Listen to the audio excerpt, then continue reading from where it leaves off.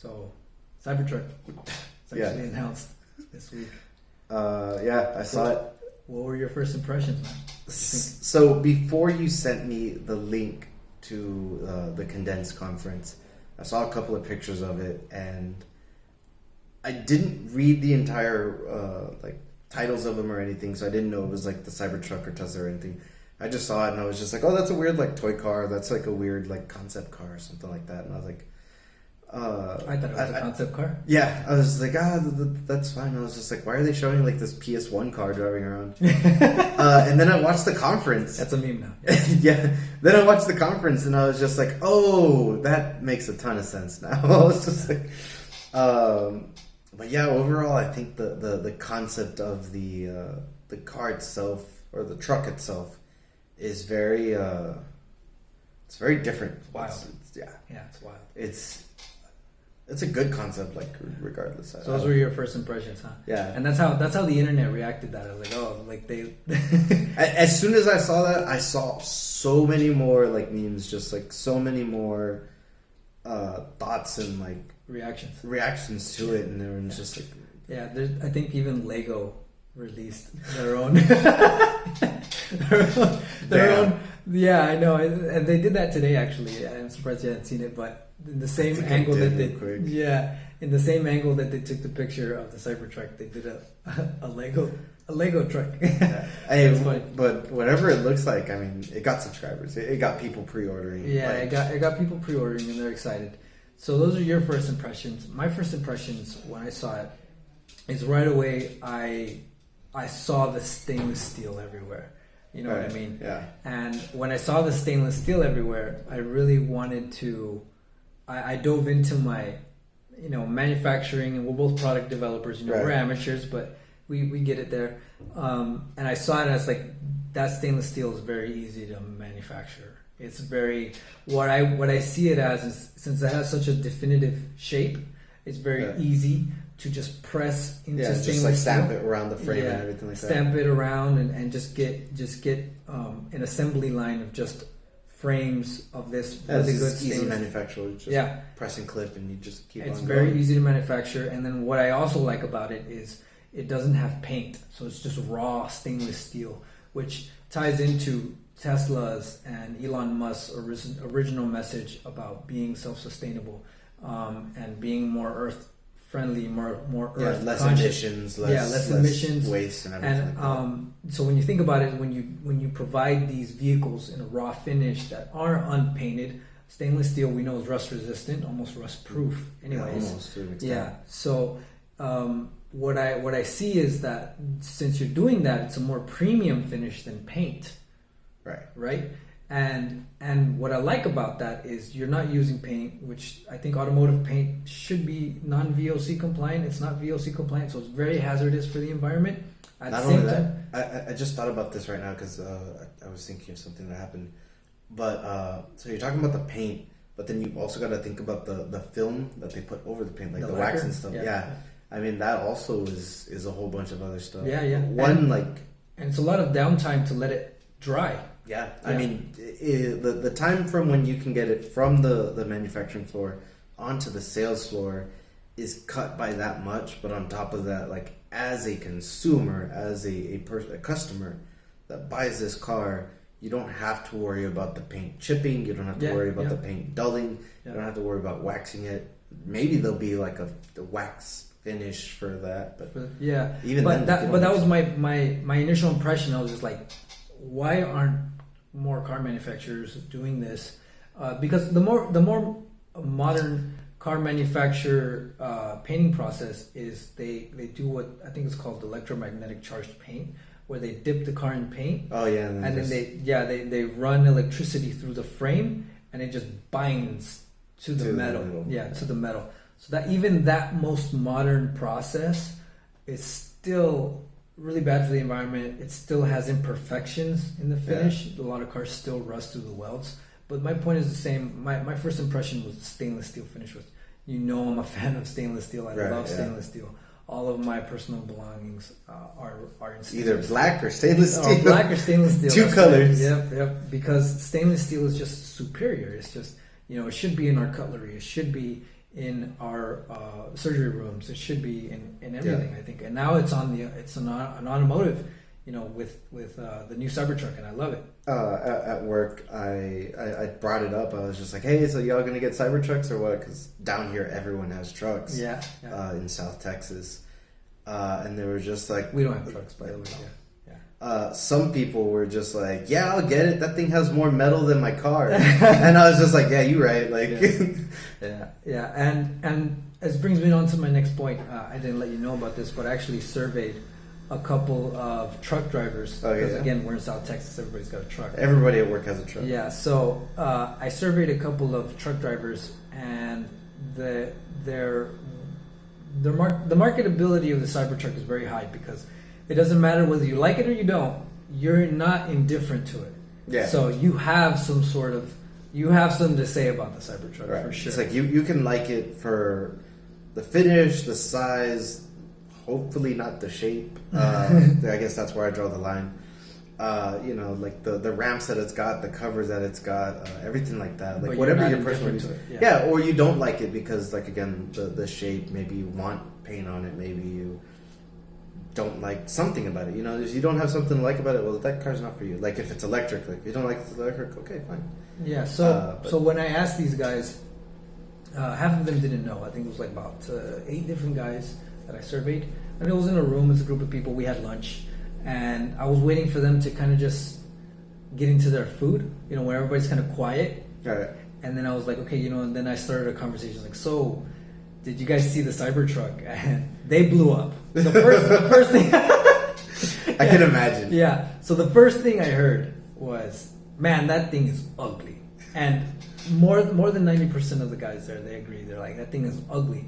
And then the one guy that didn't agree, he said, of course it's supposed to be ugly. It's a truck, not a skirt. So that was the first impressions that I'm getting from truck guys down here in Texas is that it's ugly. And a lot of them, actually, all of them didn't know the features that it had. Didn't know it had a built-in air compressor that works off of the compression system in the truck. Yeah. It didn't know it has a generator. It doesn't have a generator. It's a large battery. Right. It just siphons from that. Yeah. It just draws the electricity from it. But it, for better understanding, they call it a generator. Yeah. So that's something that I let them know. And then what took these guys to the moon and back was the ATV. When they saw the ATV and the built-in ramps, they were just like, whoa, wait, hold up. Why doesn't every truck have that? Like, So that's kind of the main question, where it's just like this truck is back to I thought about it, and it's like it's geared more towards truck drivers. So people that drive trucks, people that like take ATVs, people that work on job sites, people that have like require large loads of stuff. The truck bed is huge. Right. The truck bed is huge. I mean, it fits a whole ATV. And it has room somewhere back there for a generator and an air compressor, which ridiculous. Two things you need on a job site. Yeah. So that's one aspect where it's just like all those benefits in one thing, but it's still very it kind of looks ugly. I don't like the shape for the most part. Is kind of cumbersome. I love the shape. It's a little cumbersome. Like I like. But the again, whole... I'm a minimalist. True. Yeah. You like less polygons everywhere. Yeah. The shape is a little cumbersome, a little having to work around, but everything else I like about it, like all the features you just listed. So these guys. Great. So going back to these guys, yeah. Going back to these guys, all of them had their impressions, but they didn't know a single thing about it. Yeah. They didn't know it was built like a spaceship. They didn't know it was built out of the same panels in the spaceship. I think in SpaceX, I think it's almost the same material, that stainless steel. Yeah. And they didn't know that. So I forgot the rocket's name. I remember it somewhere. Me neither. But the point is, they didn't know, and once they got educated on it, and then what I love is I really drove it home. After the ATV, I was like, okay, hold on. I was like, how much is a Ford F-150? And half of them have one. Right. 2018, 2019. And then they're like, oh man, I'm paying like $55,000 for mine. And then another guy had like a King Ranch. He was like, I'm paying like 70 or 80K for mine because it's very premium. It's got a premium interior and everything like that. It's a great truck. And then I let them know, how much do you think this one costs? And they're like, oh man, it's got to cost more than like 80,000, 70,000. And I let them know the price for the base model, the 39, because I wanted their impressions. I'm not gonna lie, I did it for that. And I was like, it's the base model costs 39,000, and they all flipped. They're like, what? Are you serious? They all freaked out. Yeah. They all freaked out at the price. They were just like this. And then one guy was like, man, I could put my tractor like with the ramps. He was like, how much is it to reserve your seat on this again? It's like $100, right? Yeah, it's $100. Yeah. It's $100. And this guy was just like, those ramps, man. Like, and he has a tractor. Yeah. And so he's like, those ramps and then the price, the generator, the compressor, like all the features that it had. And then I let him know that, hey man, also it seats 6. Yeah, it seats 6, by the way. It's like my King Ranch, his King Ranch seated 5. Yeah. Yeah, but because the console in the middle. Yeah, but it's almost paying twice as much. Right. But all those features are very important to these guys. So these are actual truck drivers, and they care about their features. You know what I mean? Yeah. They think that all that is very, very important. And but those were the impressions. When I gave them the price, they were just like, they paused and I think they weighed out their options. They were just like, should I really be paying this much? Should I be? Yeah. Should I be paying this much for my truck? Yeah. And to some extent, and here's kind of where I think this is a good step forward as far as in the automotive industry, as long as electric vehicles and everything like that. This is where I also say it's geared towards the truck drivers, but not really towards the truck drivers. It's more trying to push forward in innovation, to where it's just like, yes, it's got all these features and everything, and it's good, but like you said, the guy with the King Ranch, I think several times already at work, I've loaded this one customer with a King Ranch, and this is the most like optimal, it's the optimal like position this guy could ever be in. He's got the big old like 1 foot wide, the 2 feet wide tires, like I don't know, like what 48 inches, something like lifted truck with the tie suspensions and everything. Like this guy is prepared. Like if he tells me to put 3 pallets of concrete, I can put 3 pallets of concrete on it, and it's not gonna budge. Like he'll be like, all right, see you guys later. Like I can load that guy every time like that. As far as the Cybertruck, there's not so much more on, or we haven't heard anything about. We have to see it yet. Yeah, we have to see like customizability, like to have it that much. If you can get it to that extent, where it's just like, yeah, you lift it, you put the bigger suspension on it, you put the bigger wheels on it.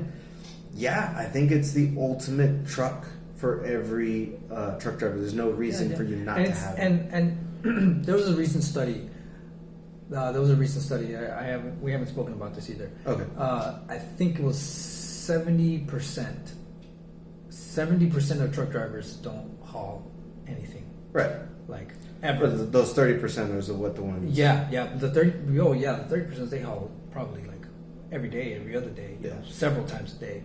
But a majority of the market doesn't use the truck for what it's advertised to be used for. You know what like I mean? How he uses it, where he's just like loading material every loading a tractor, you know what I mean? Stuff like that. But a lot of the market buys a truck for the sake of it's an extension of their personality. Right. Yeah. And maybe that one time they'll use it, you know what I mean? Yeah. Hauling furniture. Yeah. I mean, in my eyes, the only time I'll ever really want a truck is for hauling furniture. Yeah. But priority for me is like when I want to move a motorcycle without actually driving it. I want to, like an ATV. Yeah, exactly. Like that would be perfect. Yeah. That's my ideal scenario for a truck. Real quick question, hold on, side note, before we get too far. Since we're on the ATV and the truck, and you probably being that the only reason why you would own it, how long do you think until Tesla makes an electric motorcycle? It's not going to take long, and I love that question, because Tesla... I mean, they're halfway there with the ATV, right? Right, but when you pay attention to their other conferences, they always do that. They release a product, and then they segue out of that product with like a sneak peek at their next innovation. Product, You know what I mean? So they did that with this one. They were saying, hey, we already got the car, we got the crossover, Right. Which You got is the we got now the truck, truck. and now we have an ATV.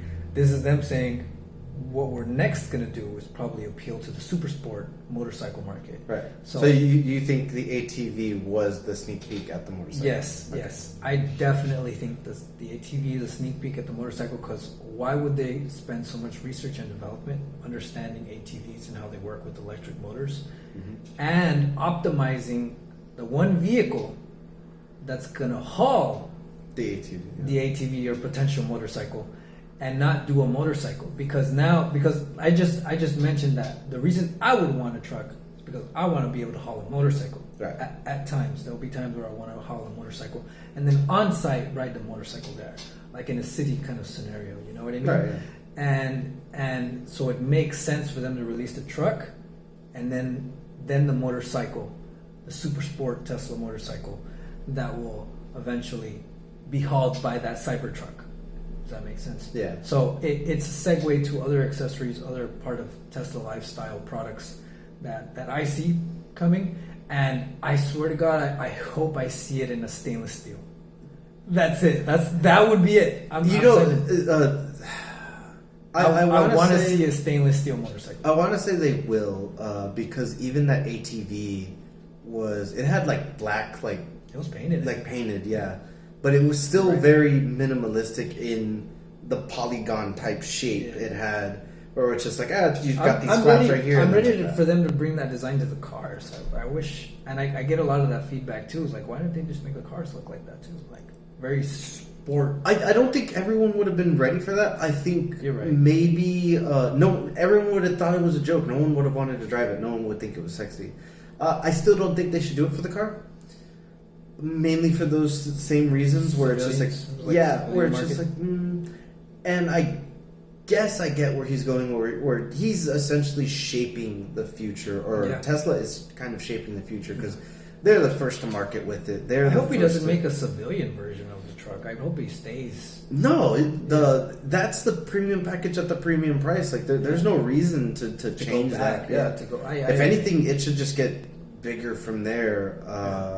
more modern. Yeah, because what did he do? What did they do with the cars? They released the first version, which was kind of just like The a Roadster. sedan. No, the first version was the Roadster. Oh, right, the The Roadster. super Sorry, sport sorry. Roadster. Yeah. Okay, yeah, now I know why you say that it'll be a super sport bike Yeah. first. Yeah. I was actually gonna say, well, you've already said super sport, but do you think they'll make like other types of motorcycles aside from like Yes, just yes. like I can't think of anything else but like a Ninja, like Definitely. aside looking like that. Yeah, they definitely. They'll make another. Because they did the ATV that's very niche specific off roading. They're also going to delve into the motorcycle and then like a personal scooter esque, because they always start from the top, and then they work their way down. That's Tesla trends that way, and that's how they should do it. Right. Because being from experience, being a what's the word when you're the first in line for these kinds of things. Innovative? No, I lost words here. It's when you're like a founder. Oh yeah. Yeah, when you're one of the first. To market with first any to- kind of idea. Yeah, the first to purchase the product. You know what I mean? That kind of comes with its benefits and its dangers. You know what I Right. mean? So It's like you're the first to have it, and you're experiencing all these things, but all the hiccups you're going to be experiencing too. Yes, Yeah. exactly. So they want to get the premium customer. They want to reach that premium customer first, Right. which is the highest money, the highest turnaround, and the highest commitment. You know what I mean? Yeah. Just because Everyone, I wouldn't say everyone that's pre-ordered has the highest commitment, and I think about half of the people that will pay for the actual truck have the highest commitment. Right, Half of the right. others are just reviewing, or they're just trying it out. Yeah, but you need to think about it like this. This is a little bit off topic because it talks about money, but as product developers, we need to kind of understand these Right. moves. So Tesla already has, let's say, it has passed 250,000 already. Right. Let's leave it at 200. Let's leave it at 200,000, which is times 100. That's a lot of money. Yeah. And so 200,000 times 100, and then when It's, you Let's not try to figure it out right now. Anyways, 200. the whole point is they're gonna hold on to that money for a year or two. They're not just gonna hold on to it.